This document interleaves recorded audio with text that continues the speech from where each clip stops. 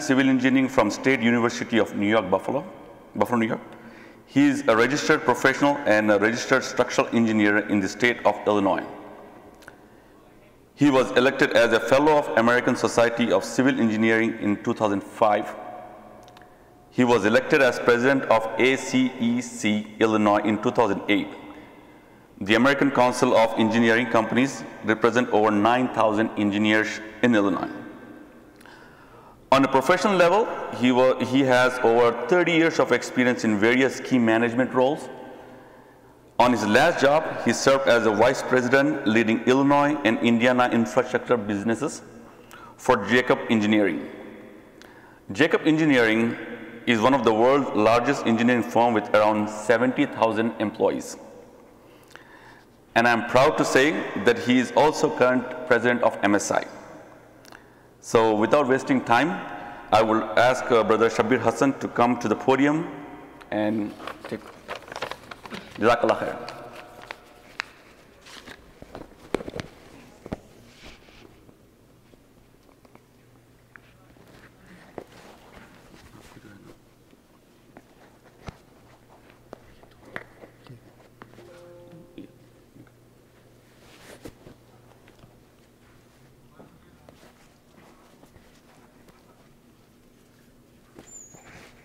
Assalamu alaikum.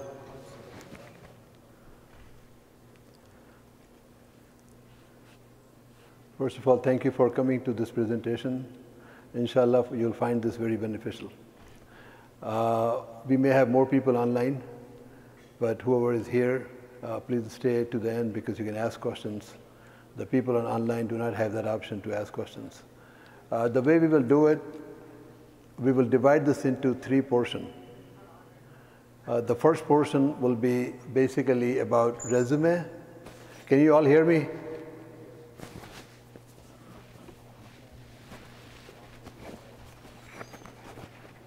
The first portion will be about resume and also how to search for a job. And at that point, I'll stop for a minute and give you an option to ask any question if you have any. And then I'll get into the next portion, which is the interview part. In the interview, we will divide it up again into 3 portions. First part will be the preparation before the interview. And then I'll stop for a few seconds and give you an opportunity to ask questions. And then we'll talk about during the interview, during the interview, how you present yourself. And then the third portion will be, what's your role after the interview is done? So we're going to divide like this, and then we'll come back at the end and give you another opportunity to ask questions. So you'll have multiple opportunities to ask questions, in case if you forgot to ask in the beginning. As you've heard from my background, in my profession, I may have gone through thousands of interviews and hiring. So these type of things you don't need to learn in the school, how to present yourself, and what is right and what works, what doesn't work. So we decided here that, okay, why don't we use our experience and try to benefit our community and our people, young people in our community, in our profession. And this is not only for those who are graduating from the college. This could be for mid-level manager and senior level manager also. So this is for everybody. So let's get started with this. The first thing is the job search. The first item you saw here, I'm calling it dynamic process, and I'm going to explain to you what that is. What it means is this: the job search is not a thing that you start after you lose your job. Job search is a constant thing that you keep doing it while you are already employed. So how do you do that? The first thing is you develop a networking within your profession. It doesn't matter which profession are you in. Every profession has their own societies, their networking. So you do that networking and develop the relationship with your peer group and also with the lead hiring managers. Now these days, because of COVID, there's not too many opportunity for physical interaction with these networking groups, but that will be maybe a temporary phase. You will have a situation when you will be able to definitely attend some gatherings, get to know people, and they should know you. You have to learn one thing. You will learn one thing in your career. It is important to know your subject, but it's more important to know people. You know, if you know more people and people know you, you definitely have a different level in your profession. So keep that in mind. So the best thing I said is, the best time I said for this job search is when you have a job, right? Not before you lose the job, when you have a job. As a matter of fact, one recruiting company I hired, and their claim to fame was that we only provide you a candidate who have job. The people who have lost their job, we do not entertain them. And you know why. The people who lose the job, there could be, of course, some reason like, yes, this person was very competent and the company went out of business and he lost the job. But those are a small portion. A majority of them are not as good also. If they have a permanent job in a large corporation, the firm will try everything they could do to keep that person in. So that's why it's important that when you go there and they ask you, where do you work? Or when you write in your application, I work here, that definitely gives a different impression than saying I have no job, okay? So that's one thing. I talked about already networking in an organization, professional organization, and then leading, picking up the leads when you meet with people for next job. Now let's get into the resume. What is important for resume? Now I'm not going to sit here and talk to you how to write a resume, right? You can read any book on that. But I'm here to give you very practical hints that you should avoid and what you should focus on. So you'll see a few things that I have listed here. The intent of the resume. So you should remember the people on the other side of the coin, which is the hiring manager, they have very limited time. And depending upon what position you're applying, higher you get on this side, the less time they have on that side because they're also the higher level managers who are reviewing it. And this type of thing, reviewing resumes, interviewing people, this is not part of their job. This is not their daily job. So you have to remember, to do this, they're putting something back, and they have deadline to meet, they have meetings, there are people waiting on it, and yet they have to do this. That means they have very limited time for reading resumes. Very, very limited time. I can just give you my example. I never spend more than a minute on a resume. You cannot spend more than this time. You don't have time. You have hundreds of, first of all, you don't have 100 resumes. You get hundreds of resumes, but the first part is the HR will already clean it out. And they will give to the hiring manager maybe 10 resumes, right? So what do you do so you at least make the first 10? So that's why your intent of the resume is very clear, the objective, and it has to match with the position. It has to be very clear. The position is for a senior manager, senior project manager, whatever. It should say in the first two lines that you're looking for a senior project manager position. Okay, so it should be very clear that whoever is reading it understands that this is the candidate for the position. And the key elements of that project, that position that you're targeting, should be addressed in first few lines. Just keep in mind that if the first paragraph or first half page of the resume did not convince the reviewer, he will not go further. Always remember, this is not their job. This is a secondary thing they're doing. They have a job, full-time job. They don't have time for this thing. So this is a burden, basically. So keep in mind that you have to be very focused on what you're writing in the first two paragraph or first line, two lines, second line, so people can just take a look quickly and see, okay, this is the person for me. And then they'll read more. Every profession has certain keywords, right? If you're in IT, there are different type of IT, right? You could be in architecture, could be in coding, you could be in networking. It doesn't matter which part are you in. Are you engineering? It could be different type of engineering. You try to use those keywords in your resume as much as possible. So even if they're doing a computer search in a big corporation, they do that, the computer will pick up all the keywords. So you have all the keywords listed in your resume. And with respect to page limit will depend on what level are you in. If you're entry level, in any case should not be more than a page. Entry level person do not have to list every 7-Eleven jobs. People try to list everything they have done in summer. That has no value to what you're looking for. You can show one summer job just to show that, yes, you are not sitting around. You're a type of person who wants to keep yourself busy. You like to keep yourself busy. That's good enough. But entry-level person, maybe one page. If you have up to 5-year experience, it should not exceed 2 pages. Page and a half, 2 page. You have to find a way sit down, rewrite and rewrite and rewrite to send your message within those page and a half and 2 page. And unless if you are a very high-level manager, the people who have been in the profession for 30 years, they would have a 3-page resume because generally they have a 15-page resume. So they'll condense from 15 pages to 3 pages. Well, that makes sense. But that's the limit with the number of pages. So this is how much I wanted to just tell you about resume. Not how to write the resume, but what to keep in the mind when you are putting together a resume. So at this point, just maybe cover this one more slide and open for question. So another thing I've noticed over years when I'm looking at resume, people are not using a clear format. See, some people do, not everybody. So always use a very clear and easy to read format. Not like a paragraph and line after line after line. Nobody wants to read this. You'll have some bullet point, you'll have some space, you'll have some window which will just highlight few important things you want the eye to catch, okay? So those are the type of things. So the formatting means basically how do you get their attention very quickly. So that's what that means, layout and setup. And sentences should be very concise and full of keywords, okay? Very concise sentences. You don't write long sentences, just to the point, stay to the point. And if you are submitting electronically, a lot of people make this mistake. They will send a Word format file. You should always send a PDF when you're sending electronically your resume. So this is how much I wanted to touch on resume because my focus is not resume, my focus is the interview, by the way. I just want to touch a few things. So with this, before we start with the interview process, does anybody has any question on this part of the presentation? Okay, you have a question?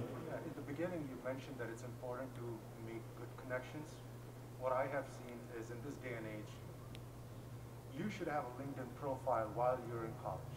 And then when you start to network within the community, you want to target the people that are currently in the field. Like you said, while you're employed, you should find a job. Mike. Okay, well, can you repeat the question on the mic because I would like people to hear. Your question is more like a comment, I guess. Yeah, go ahead. It's more of a best practice, I would say. Yeah, you mentioned, you emphasize the fact that one has to network. Yeah. It's very important, especially in this day and age. What I have seen is you got to have a LinkedIn profile right off the bat of college. I mean, the minute while you're in college, you know where you're heading. That's when you should start connecting with people that are in the industry. Yeah. So I agree with you. You got to network a lot. That's a good point. So, I didn't talk about LinkedIn, but most of you who are professional, you know about LinkedIn anyway, right? That will be equivalent of Facebook in the professional world. That's where you have to have your profile, and that's where the recruiter goes in, your colleague goes in, so you start making connection there with LinkedIn. That's a very good point. Thank you for bringing this up. Anybody else has any comment before we forward? One more question, a comment here. You mentioned keywords. How do you know which keywords to use for your specific? Well, every profession has different keyword, right? So if you are in a certain profession, you will definitely know what are the hot words. And if you are a new graduate, entry-level person, then you should go talk to somebody senior in your family or your professor to ask for those things if you don't understand that. But the people who are experienced, they would know that for sure, okay? So with that, if nobody else has any comment or question, we'll move to the second phase of this thing, which is really my focus. And this is interview preparation, okay? So interview preparation, as I said, I divided up into sections. The first section is what you do before going to the interview. So when you have been called in for interview, that means you have at least 1 in 3 chance of getting selected. If you're entry level, you have a chance of 1 in 5 in getting selected. The reason why I say 1 in 5 is the entry level, there are so many resumes, a lot of the firm would like to interview up to 5 candidates to select 1. But as a mid or senior level person, they will select maybe 3 because it takes time. Nobody has time. So that's why they reduce the number of people they want to bring through the door. So now if you are that level that they have called you in, that means you have a very good chance of getting selected. At that point, you have to get serious. The first thing you do, you visit the web page. You go Google that firm, the firm that you're going to interview with, and learn everything you can learn, which is the public information. Okay? So learn and find out about this firm, what is the culture of this firm, when this firm started, how many people work there, what kind of other business they're in. You may be going there for IT work or engineering work, but they may be doing 10 other things. So you want to understand what kind of firm is this, and then what did they do locally here where I'm going. Let's say I'm in the state of Illinois. So what did they do here? So again, that's the thing we are learning through web. You go to the web, make your notes. Bring your notes with you in the interview. These are not just to make notes and then leave it. Bring those notes with you, and I'll show you where you use this information. So that's the first step. And then before going to the interview, you learn about the current affairs. Something big happened today, yesterday, this week, you should know that. A lot of times the senior manager will just to test you how connected you are with the world, will just throw something as an icebreaker and talk about, did you hear about this, this is going on? And you look like dumbfounded if you don't know what's going on. So you have to make sure that you go to the web page, search and see what's happening in the world right now, especially here. Now, not talking about politics. Most of the people will not talk to you about politics. Okay? Let's assume that the day this 9/11 event happened, the building fell down in New York, and you are interviewing in Chicago. So business is as usual here, and your interview was at 2 p.m. You went there, somebody brought up this 9/11, and you're saying that, what is that? You should know these things, what's going on. So again, that's the second point. Then you have to prepare the anticipated questions. Take some time and sit down and think about it, what question they can ask me. Now, this is tough for an entry-level person, but mid-level and senior-level people should have an idea. So prepare the list of the question, and then also prepare the response. Now, it is possible that you come up with 10, 15 questions, and they will only ask 1 out of 10 questions. It doesn't matter. It's a good exercise, good mental exercise to come up with the questions and come up with the answer. You know, when we used to go after jobs, I'm talking about not individual jobs, I'm talking about competitive qualification-based selection for a big contract. The client would always interview the 3 shortlisted firms. We used to sit for hours, sometimes 4 hours, sometimes 6 hours. And a group of people, 6, 8 people will sit down, and they will sit and then go over what could be the possible questions, and then make a list of questions, and then prepare the responses. So when they go for the interview, they have this question and answer with them. Now you also bring work example. Now again, I said if applicable, every profession is a little different. If there is certain thing that you will refer in your interview, it's best to have it with you, something to show to them. Okay, let's say you're going for a job with the university for assistant professor, and you have done some research project. Bring a hard copy of the research project. So if you bring it up in discussion, here's the copy what I did. It's extra copy. If you want to keep it, you can keep it. Okay? And always bring additional copies of resume. We know that this is the electronic world. Everybody thinks that everybody has electronic. But you still have, you can never replace hard copy. You send your electronic copies, that's fine. And if you have somebody, let's say the interview panel had 4 people, and the 5th person happens to be in the office that day, and he's one of the senior managers visiting from another office, and they'll pull him in. Okay, David, you want to come in and meet this candidate? Now this guy does not have a resume, has not seen your resume, right? You cannot expect everybody to pull up resume on their screen and start looking at it. So you say, okay, do you have a resume? You should take it out. Okay, here's the copy. Always keep your resume, hard copy. And this is, again, I'm saying that I've noticed that people come in unprepared. They don't even have, oh, no, I already sent, I already mailed it. No, that's not the answer. You should have it with you all the time. And dress neutral and professional. This is also important. These are small things, but I tell you, nobody will teach you in the school. This is playing with the psychology of the people. The people who are sitting across from you, you don't know their individual psychology. You don't understand what clicks them and what is a bad thing for them. Let's say if I go to an interview with orange shirt, Two other people may not care, but there may be somebody there and say, what kind of guy is this? He came in an orange shirt. That's why always try to remember that when you go for an interview, you are dressing up very neutral. The safest shirt for you will be white. The safest color is white when you go for an interview. And I talked about keeping relevant information handy, right? And the last point, which is most important point, I'm going to emphasize that. You get to the interview 15 minutes before your time. Not half hour and not 5 minutes. You get there 15 minutes. And imagine when you go there late especially, what impression you're leaving with them. These managers who do not have time to begin with, they are sacrificing their day job to interview you. And they're sitting in the conference room and waiting for you for 5 minutes. You're not there. So when you walk in, you already have gotten some negative mark. You're already starting from negative already, walking in. Most of the time it doesn't happen, but I have noticed sometimes people show up half hour early, which is also bad.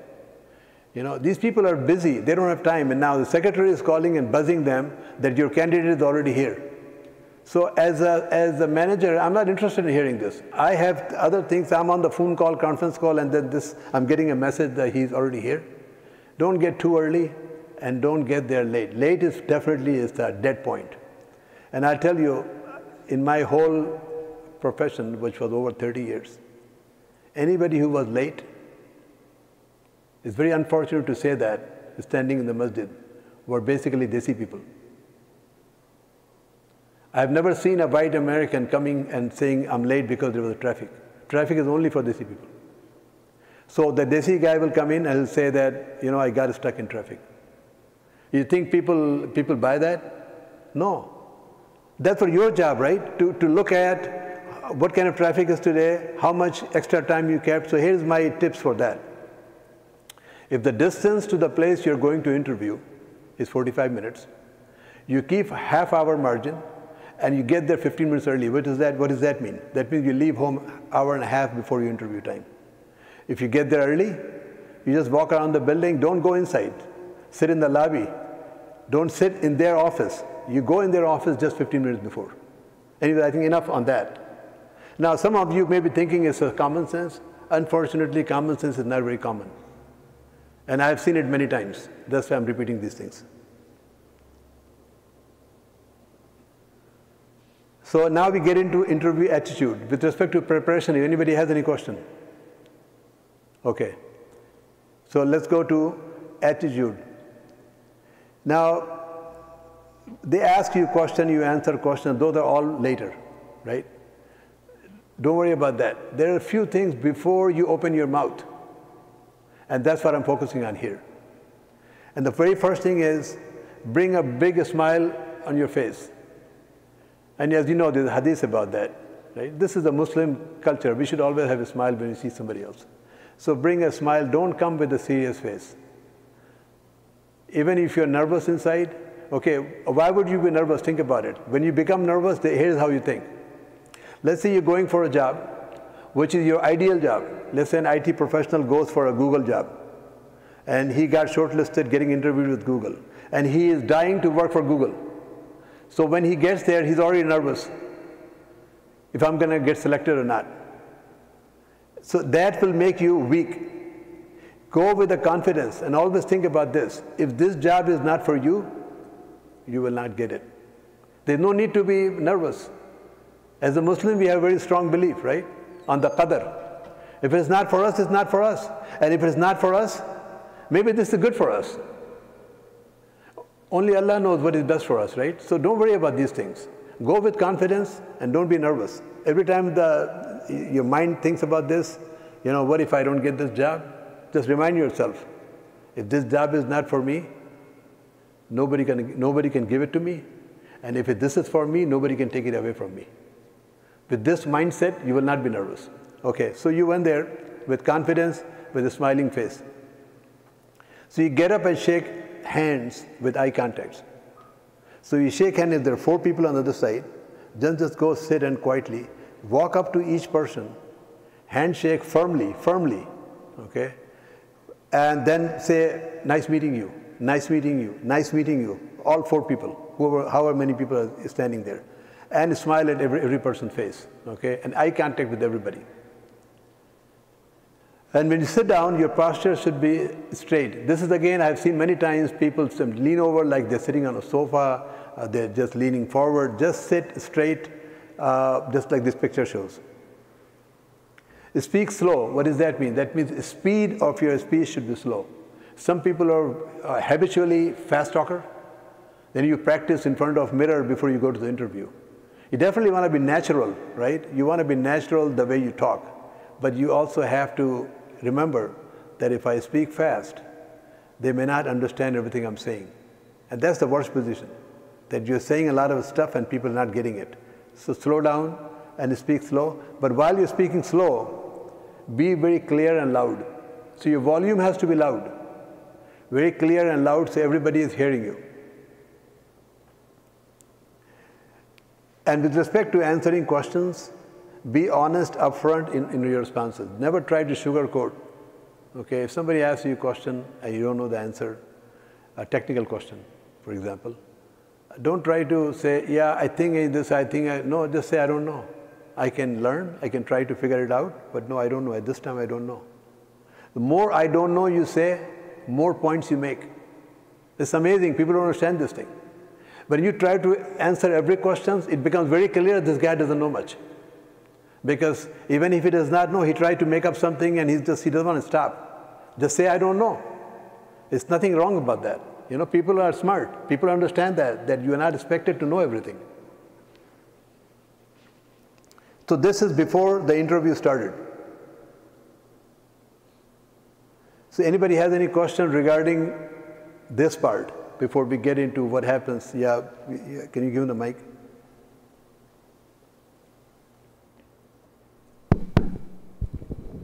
Now these days, because the COVID handshake part can be omitted, or it has to be necessary when you have a face-to-face interview? I think you'll have to go. If somebody brings your hand in front of you, it's best to handshake. Even if you remember, if you feel like you're not very comfortable, you handshake, and then afterwards you can use some lotion or something or wash your hand. But at least if somebody is doing this with their hand and you did this, that's not good. But when the COVID was on the peak, most people were not doing it anyway. They would not bring forth their hand. Yeah, if you get a clue that he don't want to shake your hand, so don't try to forward your hand, right? You know, not on the COVID, the biggest challenge Muslim people have is on the interview team there are female, 1 or 2 female, and some female wants to shake your hand, right? So how do you handle that situation? That's more, I think, critical to understand than COVID. COVID, you can say, well, COVID, why don't we you can make a fist and then touch with a fist, and they'll understand that they will not mind it. But when the woman is there, first of all, never offer your hand first. If you have hand like this, she will think that yes, you are ready to shake hand. You keep your hand in your pocket when you go in front of a woman. Not only in interview, anywhere. Let's say in your conference, a lot of women are around you.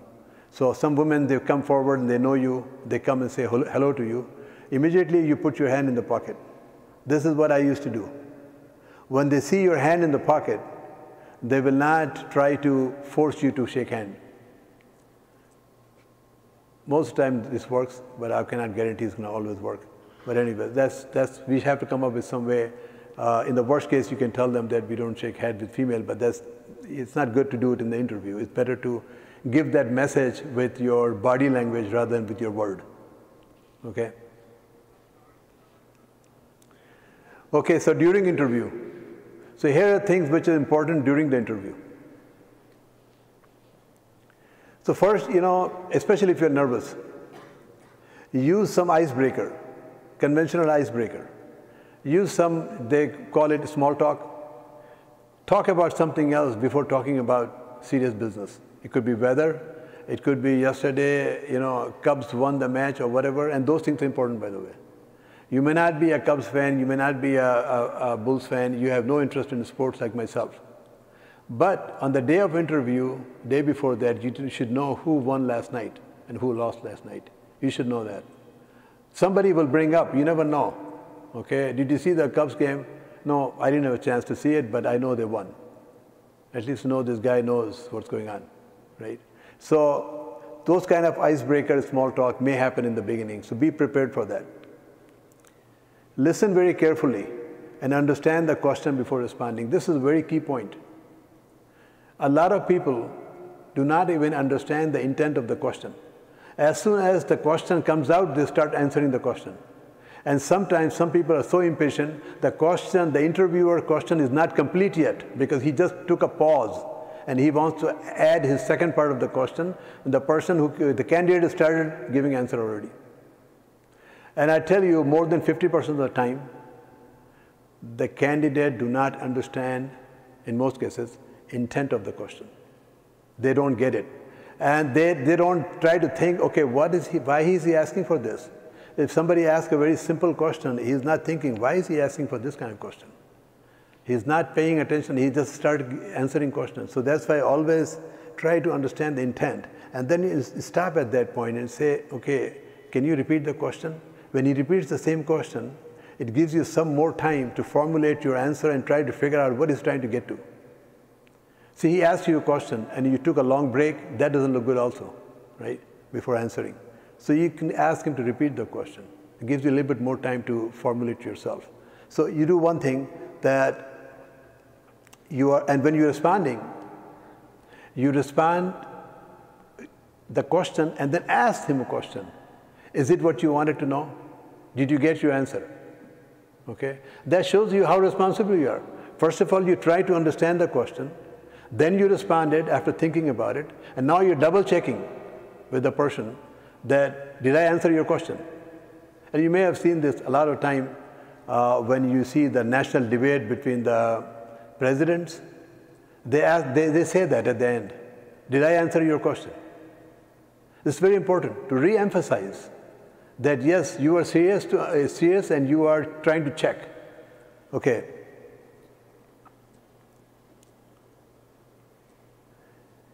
And if you have to elaborate more, you have to say more.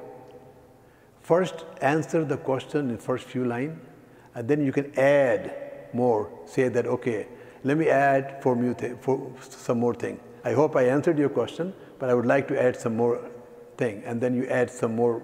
They can say that, yes, this person is trying to add few things, but he first addressed the question. He confirmed with us that I addressed your question, and now he's adding it. And the other last point I have on this slide is keep your responses brief. Don't give long answers. Usually, a question could be answered with 2-3 lines. Some people cannot stop talking. They just keep talking. And they don't even get the body language. When the manager is getting uneasy, or the hiring manager, or the people who are sitting on the other side, you should be able to see, when you're answering the question, first of all, I forgot to mention that, you should have eye contact with all the four of them. You should not be fixated with one person and just looking at that person throughout the answering time. You look at this person, this person, this person, this person, because you move your eyes, you move your head, okay, like you are in control, because you're talking to everybody. And then, so you have eye contact with them, you're moving your eyes, but you're keeping your response very brief. You're not talking too long. And if your body language, their body language tells you, if they are looking like they're uneasy, then you know that you're saying too much. You try to cut, okay? So always watch for the body language during the interview. Continuing with the next slide during the interview, as I said, keep eye contact all the time. Don't look down on your shoes, on your shirt, on your watch. Never look at your watch, by the way. Don't try to look at the time, how much time is, what is the time right now. Don't look at your watch. Just look at their face, just contact eye to eye. So when they ask you a question, first of all, as I said earlier, that you need to make sure that you understand the question and the intent of the question. You also write that question, at least the points of the question. So when you're responding, you have your points, okay? You cannot remember, sometimes the questions are too long. They're asking about a few different things. So you write few words. So have your pen and pad handy and then write those points when you're answering the question. And when they are saying something and something crosses your mind, write a follow-up question. You may not ask that question right away, but it's on your pad. At some point, they will stop and they'll tell you, ask you, do you have any question for us? Okay? So you should have these already done on the sheet. And one thing that I did not mention at the very beginning, at the very first question, they will have it for you when they walk in. A lot of the time, they will say, can you introduce yourself? They have your resume, they have seen it. But can you tell us something about yourself or your background? So you should have a 1-minute elevator speech ready. Your speech is ready, your practice is 10 times already at home. So as soon as he says, tell me something about you, especially on a phone interview, then you have your interview, your speech in front of you. It's already memorized. You go very smooth and you try to cover everything in that short speech about yourself. Okay, so this is during the interview part. And this may be the last slide on the interview part, during the interview part. This could be another question. Why did you leave your previous employer? Now, the previous employer or previous supervisor may be a jerk, but you never badmouth your previous employer. No matter how bad they were, you never mention a word negative about them. You always have to remember that. Never badmouth them. And another thing very important is this. When there are 2 or 3 good candidates, all of them look very good. So what is that differentiates one over other? Their excitement about the job. Who was more excited about the job? So a lot of time when they reconvene, this selection committee, they reconvene and they talk about the candidate, this comes up. Person X seems to be very excited. He wants to work for us and he really wants this job. That came across. So yes, these 2 are equally good, but that person seems to be more excited. So always keep in mind that I'm really, for example, if this is Google, right? So you can say that I've always hoped to work for Google. I'm looking forward to working for Google. I can make a lot of difference. I'm very excited about this job. You have to show your excitement, okay?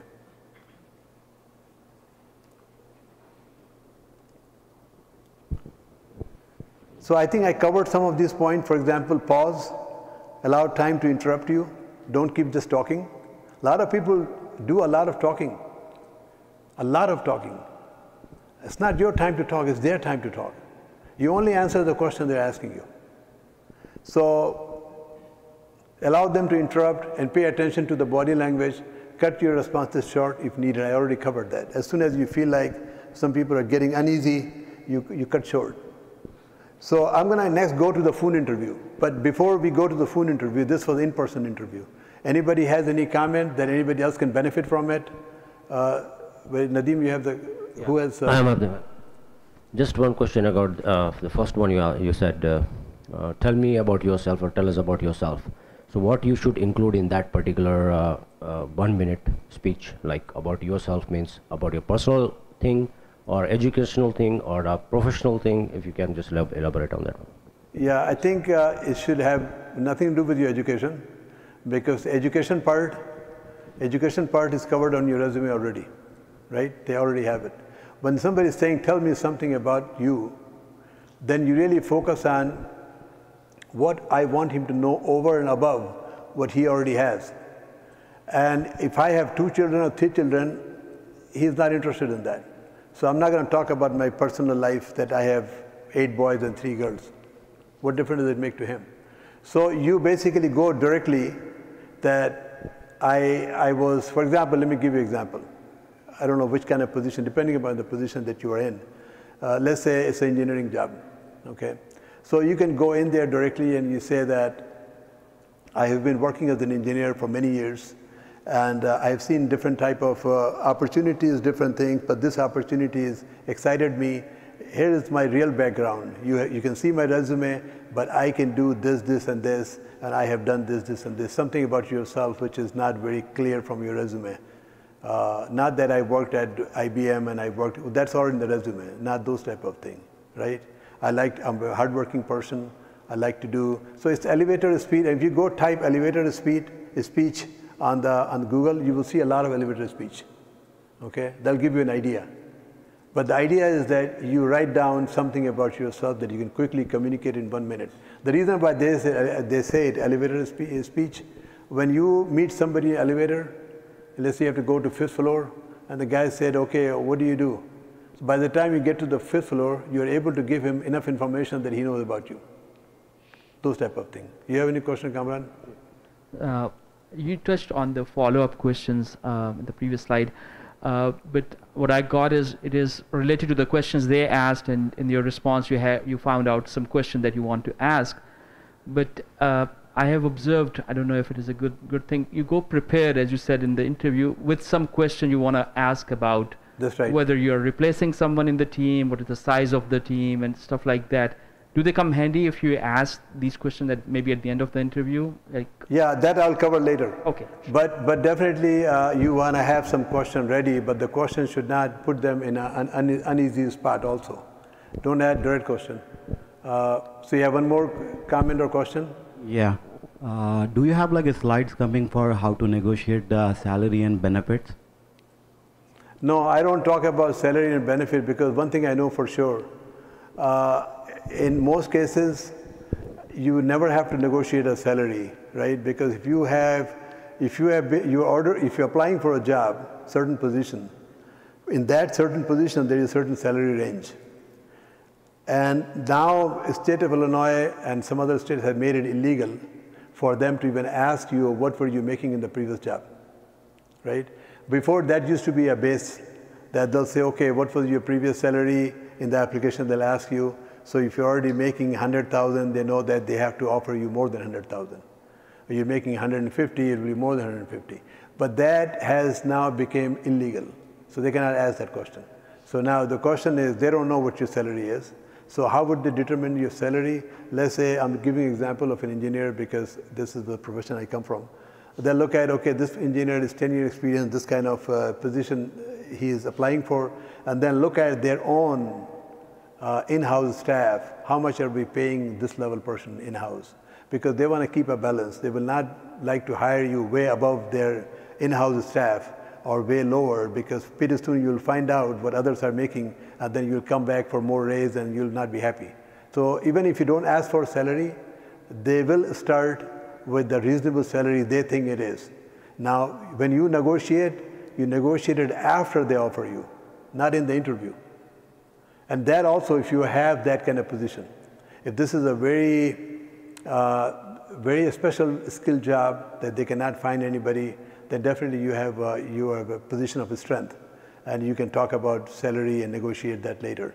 And people do, but very few people do this. But during interview, there's no discussion of salary. They're not going to ask you anything. You're not supposed to ask anything about salary. So anybody else has any comment or question? Okay, there's one question here. Okay, so where is the mic? I don't know who has the mic. No, it's for the people who are on the online. One of the best practice you mentioned was, tell me about yourself. From what I understand, it's a personality answer. You let them know that you're a great team player, you learn quickly, and you could be a great asset on the team. That is definitely a very good point. You're a team player. Team player, remember that word. Everybody wants to hear team player, right? Because most of the time you do something, it's a team effort. And that's the team player is a very good thing. But here's the negative side of team player that people do on this in their resume. They will say that in this company, in IBM, I worked on this project. That's definitely not enough. That's the team project. What did you do, right? So you have to be very specific what you did, not what team did. So anyways, so that's a good point. You have to mention that I'm a team player, I'm flexible, I'm flexible to, let's say, travel or whatever it is, your situation, that they should know above and beyond your resume. Okay, so now we go to phone interview and screening. There's two things, screening and phone interview, right? Screening is usually used, the word, for the HR. So for HR people are not the one you're hiring you, right? They have nothing to do with hiring. And they're not even competent to do the hiring. They're not the right people to know if this is the right candidate or not. They only look at, okay, here's the position requirement, and here's the resume, and then wean out certain resume, and then just pull out 10 resume out of 100 and give it to the hiring manager, right? So that's called screening. So what they will do is, just looking at resume, they cannot sometimes make that decision. They'll do a screening call. They'll ask you a few questions, okay? And the other phone interview is, these days especially because of Corona, and sometimes, you know, the candidate is in a different state. And it happened to me many times. Candidate is, for example, sitting in New York. And if you invite the candidate to come here for interview, you're paying for the expenses and everything. And you don't want to take that chance, paying for the expenses and having him stay in a hotel. You want to do first interview on the phone. And feel like if this is really the person I want to spend money on, bringing him here, right? So that's the phone interview. So that's done by the hiring manager. So I'm trying to cover both here. So how do you prepare for these? Especially for the first one, phone interview. For the screening one, for the HR person, you just have to be ready. A lot of these things applies. You just have to be ready to answer them according to the position requisition, because that's how they think. They only know, these are non-technical people. They only know position requisition, so you print a copy of position requisition, and you know all the requirements, and you try to hit those requirements when you answer the questions. And HR will be very happy. You repeat some of these things. Like your position requisition says that you're looking for somebody who has the skill in XYZ, she's very happy to hear that. And that's what I have it, because she is only comparing against the requisition. So that's that. But let's talk about the phone interview. The phone interview, you have to have a 1-minute introductory for yourself, pre-written, okay? Just like your open book test, keep everything in front of you on your desk. So keep a speech ready. They're going to ask you a question, okay, introduce yourself, anything you want to say about yourself before we start the interview. And usually on the phone interview, there will be more than one person on the other side, okay? Maybe they're sitting in a conference room, a speaker phone, and they're all listening to it. So you start with your introduction. So this introduction is important. You come out confident, smooth, and you convey the message that you want to convey in like a couple of minutes. So first you announce your name and greet everyone. So let's say there are 3 people on the phone. So if you just say that, okay, I'm Mohammad Hassan, that's not enough. You just say your name and then you ask, may I know who's on the phone? And when the person says, one person says, I'm this person, then you write that name. Second person write that name, because they're not in front of you. Write their name in front of you, and now you know how many people are here who are on the phone, okay? So then it will allow you to use their name as you go on in the interview. Okay, Mike, as you mentioned, so then Mike is very happy. You remember his name already, okay? Because you wrote his name and you looked at it. The first guy or the guy who's leading, his name is Mike. The second guy, his name is this, so this is how you do that. So I covered the third bullet point. You write down the names and always use a headphone instead of a speaker. You definitely would be in a room secluded, so there is no background noise, but you use a headphone, you come out very, very clear on the other side. And I have sat on many phone interviews. If the voice is coming, you know, with a lot of background, you don't sometimes understand everything. So you have to make sure that you yourself trying your best to use headphone. And again, speak loudly, make sure everybody can hear you, and keep your responses short. And don't repeat yourself. This is another weakness a lot of people have. They repeat themselves. Even if you see this, you know, we have sometimes speaker comes here, and they keep repeating themselves. They have said something, then they said one more time because they think maybe people didn't get it. Then later on, they come back to the same thing. Somebody say, well, fine, he's repeating himself, okay. But if you're in an interview, that is good, it's not good at all. Don't repeat yourself. You said it, that's good enough. So that's another thing you want to keep in mind. And thank everyone for talking to you. So then you definitely want to make sure that you thank everybody, which I'm sure most of the time people do anyway, but I still included that in my presentation. So most commonly asked questions. I mean, they may ask you questions depending upon what profession you are in, what level you are in, right? But I just put down a few things. First thing they'll say, briefly tell us about yourself. They say this very beginning, at the very beginning, ask you this question. Why do you want to change your job?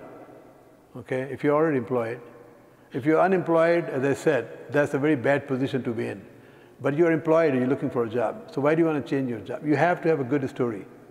You cannot say that, the company is not treating me well, or their salary is very low. These are not the answer. You have to come up with the answer, and most of the time the answer should be for better growth opportunity. Okay, keep it very general.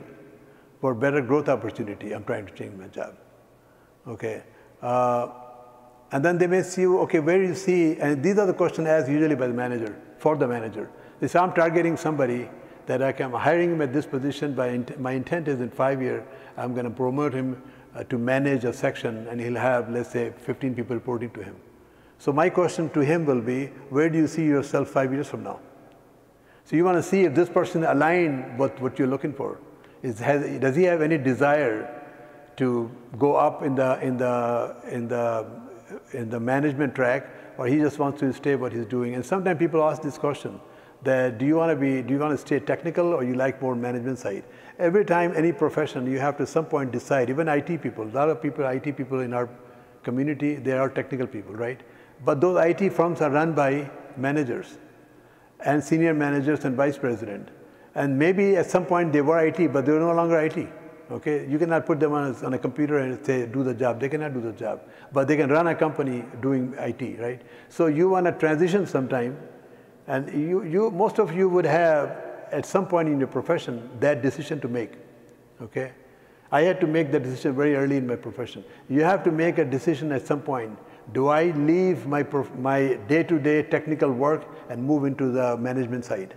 So if there is a management position and you're trying to target the management position, and you should look at this, the position that I'm applying, what is the next position in that company after that? So you can see that, okay, if I go up, this is where I go.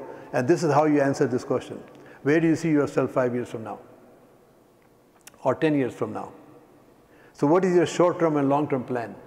These are questions asked from the people who are being targeted, or they want to understand, are these people really a long-timer here?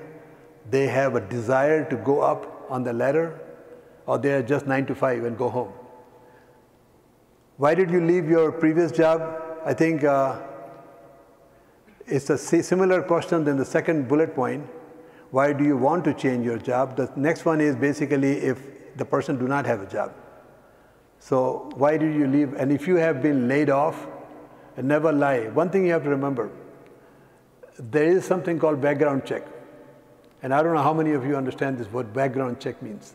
You may have noticed that when you write in your resume, anything you write in your resume, you wrote that you did BS from this college, you did master's from here. Nobody asked you for any degree. Nobody says, okay, show me, where did you said you did master's from University of Illinois. Can I see your master's diploma? Nobody will ask you that. Why don't they ask you this? Because there's a background check, right? This background company is charging $400 to $500 per candidate. And they are doing all of this in the background. They will find the criminal background, they will find which college he went to, when did he pass, what degree he had, and which employer he worked for, how long he worked for. All of that, they have it already. So never misstate anything, because they will verify that. I'll tell you one very funny example. I sometimes quote this. I had an employee who worked for us for 25 years. So he already had a job. He was department head for a survey department, which requires that surveyor has to be a registered land surveyor. So he was a land surveyor. Then he decided to leave the job, or took a retirement, something like this. So he decided to leave the job, so he left. 6 months later, or 7 months later, he decided to come back. So we said, fine, we can still take him back. We had the position still open, we can take him back. But he could not come back, because now that he has more than 6 months, he had to reapply for the job. When he reapplied for the job, the background check happened. So on the application, he wrote he had a BA in math, okay, from UIC, BA in math. And the background check has that information, right? So background company went there and checked it, and they found out, no, he never did a BA in math. He did a BA, but his BA was something else, humanities or whatever else. But he did not have a BA in math. Now that disqualified him. Although he was working here for 25 years, he could do the job. But big company cannot take that kind of risk. That, okay, somebody's background check came negative, then you did the favoritism. You cannot do, now you have to go to the next candidate. So always remember, there's a background check here, and everybody's background is being checked. So make sure that everything is accurately reflected. So I was on this point, right? The third last point. Why did you leave your previous job? So if you were laid off, tell them you were laid off and why you were laid off. The company was downsizing, whatever it was. If you're trying to hide it and say, no, they did not lay off me, I left, this background check company will find out. So don't try to sugarcoat or deceive these things. Okay, so are you willing to travel? Are you willing to work long hours? Or these are the questions they'll ask you. Why am I listing this? Because you want to go prepared. You definitely don't want to travel, for example. Yeah, there's nothing wrong in saying, I don't want to travel. Yeah, they will not give you the job if they don't have to give the job. But yes. If you get fired or quit, what is the cover up for that, for this position? If you left on your own? If you left on your own or if you get fired or... No, fired is a different word. If you left on your own, then you must have a reason why you left, right? So you tell them that honestly, this was the reason I left. I didn't like my supervisor, I had this issue, whatever. They changed my responsibility. Whatever you did not like, you just tell them. Well, fired, I cannot tell you how you... Fired means you did something really bad and you were fired. Fired means you're not even eligible for unemployment. That's a completely different thing. That's like taking against somebody action. Fired, they usually out the door in 1 hour, an attorney is sitting over there. So that situation doesn't happen all the time. Okay. So this is most commonly asked question. We're coming to the end, by the way.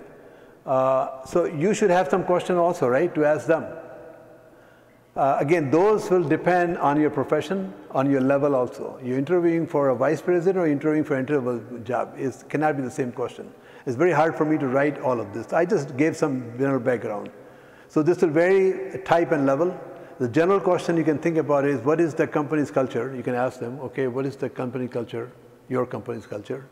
How soon are you looking to fill the position? What do you consider as an ideal candidate? Okay, what is your expectation from this candidate? And you can also ask about the organizational chart setup. How is this organization set up? Is everybody reporting to one person? Is different? Who I'm going to report to? The person I'm reporting to, how many people are reporting to the same person? How big is this group I'm working with? You can ask all these questions without asking how much money I'm going to make. Salary is not a question to ask. Okay, so anybody has any question before we go to this couple of concluding slides? I have a question. Yes.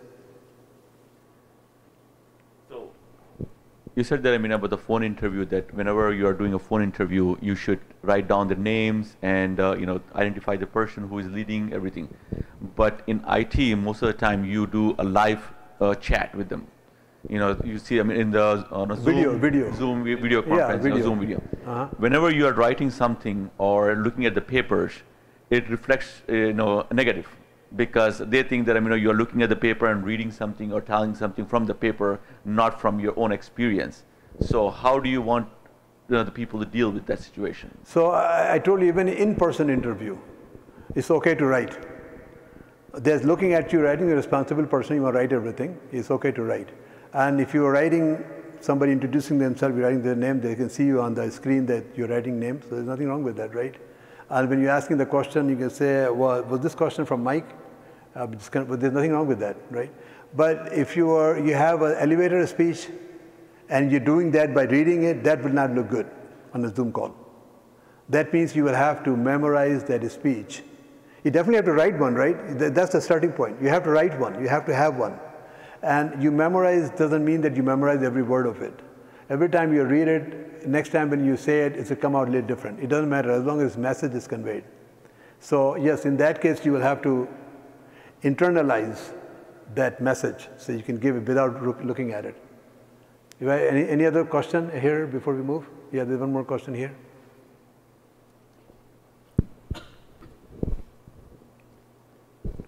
Nowadays they have a hiring firms separately. So why do they spend time to getting the hiring manager sitting inside and making a interview? Because they are already paying hiring firm to do all those kind of things and outside of the company. Well, the hiring firms are recruiting companies. Yeah. So the recruiting company can only identify and shortlist candidates, but the final decision is still with the company. So they chose the right candidate for them, and they say, okay, this is the person, and then they can select from them. But so they will still put forward 3 candidates to the company that, okay, here are the candidates we have shortlisted for you, but the candidate has to be hired by the company. Okay. Yeah. So if nobody else has any question, let's move to the next slide here. What are the selection criteria? When they try to select a candidate, what are they looking for? Now, this is not something I made up, by the way. This is something several hiring managers have been interviewed, even the CEO of the company have been interviewed to figure out what is the key thing, what are the key things that they look at when they're hiring somebody. So the first one always came out, communication skill. Okay. Now, communication skill these days has expanded beyond speaking or listening. It is now writing also. You're writing a lot of emails back and forth. And anybody who's on the job, and if their writing skill is not good, it will be very hard for them to go up because they're writing 10, 15 emails, 100 emails a day. And everybody's reading how they write. So writing is very important. So communication skill, you have to brush on that. So brush up on the communication skill. Then the people skill, because somebody just brought up, right, team effort, team action. So teaming is very important. So that's what they would like to see. If this person is going to fit in our culture, does he have the people skill? And the interest level in the position, okay, which I talked about initially, the excitement, how interested he is. And then, of course, the relevant experience is important, flexibility is important, and salary level and structure. But now these days, salary level are not being discussed most of the time because they cannot ask you salary, okay? And never say, okay, what is your package in the interview? Means, what do you offer? You can say, okay, can you provide us some information from HR, and they will send it to you. What is your insurance plan and vacation plan and those type of things, okay, PTO and all that. You can ask for that.